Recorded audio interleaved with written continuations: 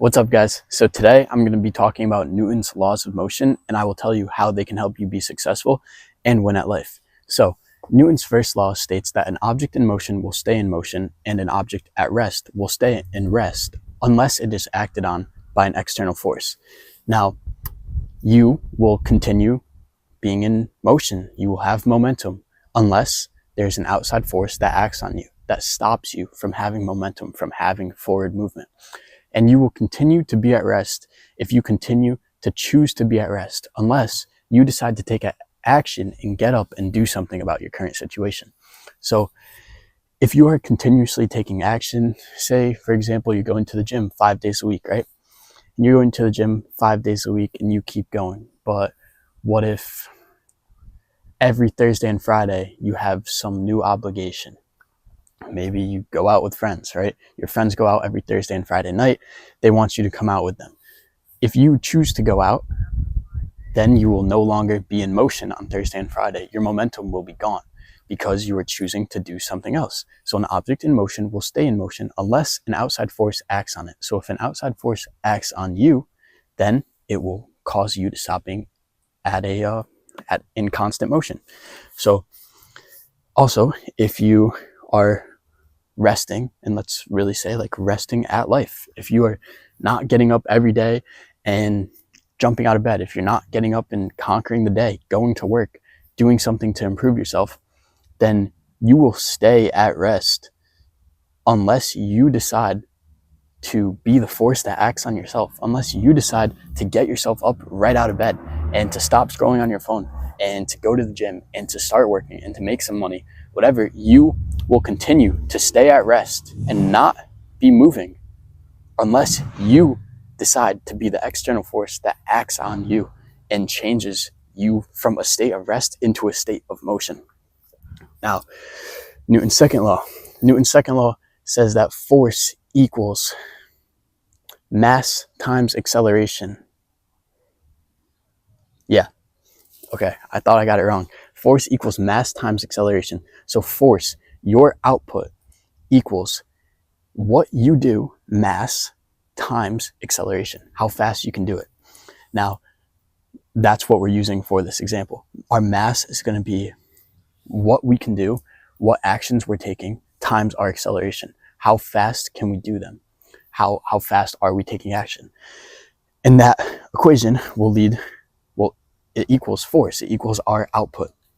So your output is determined by what you do and how fast you do it, right? You say you want to get in shape. Okay, how many times a week are you going to go to the gym?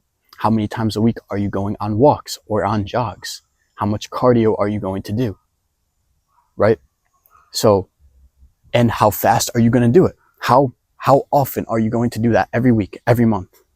Because your speed to do the things that you need to do to get to where you want to go will determine your output, right? So what you do and how fast you do it determines your output. And this goes for both positive and negative actions.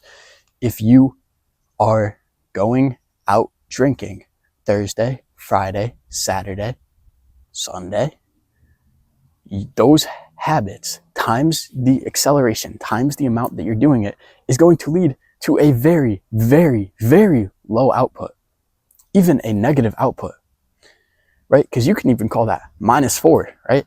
-4 times 7.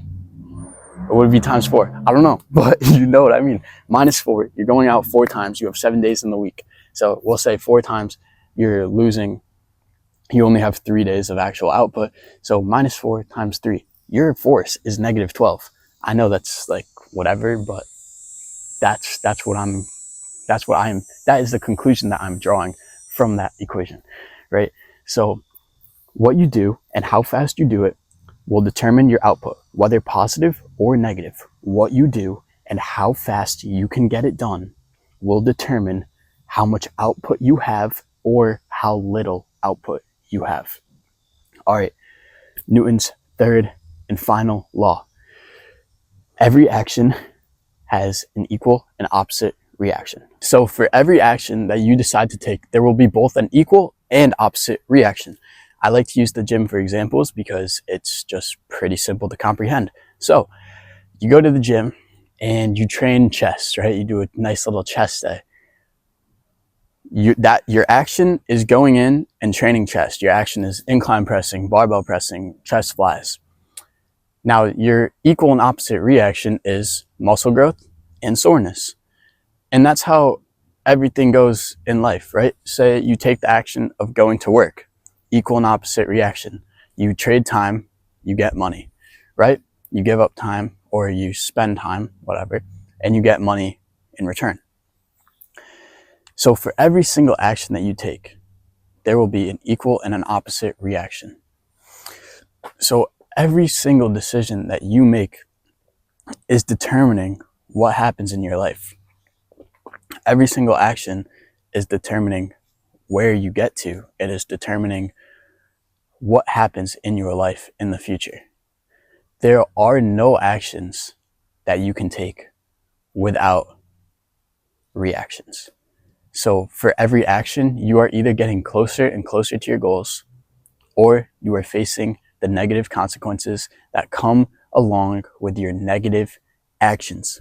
So I hope that I was able to explain these in somewhat of a manner that helps you understand. And I just hope that this can make you think more deeply about the actions that you're taking on a day-to-day basis. And I hope that this can help you see just how critical certain actions are. Like, I hope that this can show just how much of an impact a few positive or a few negative decisions, choices, and actions can have on your life. So yeah, that's pretty much all I got. So here is how Newton's laws of motion can help you be successful and win at life, or they can be the reason for why you lose, why you fail, and why you have such a negative output.